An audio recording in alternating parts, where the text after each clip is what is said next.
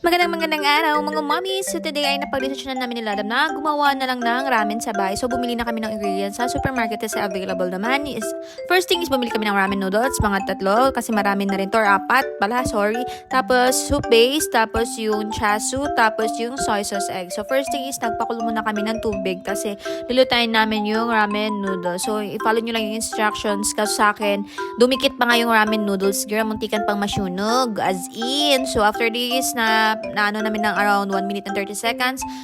Bali binanawan ko lang ng malamig na tubig. Tapos ininit ko na yung ating chasu. Pwede naman iinitin to sa microwave. Bakit ko nga ba dito ininit? Girl, pinapahirapan ko lang talaga yung sarili ko. Tapos after this, ginawa ko na yung soup base. Bali nag-ano lang ako ng sukat ng tubig para naman sakto hindi matabang yung ating soup base. So, napakulo lang ako ng tubig. Tapos sinalo ko lang yung ating soup base. Bali, napamura kami dito kasi yung serving ng ramen dito as in nasa 1,000 yan per serve. So, ayan na nga. Nilagyan ko lang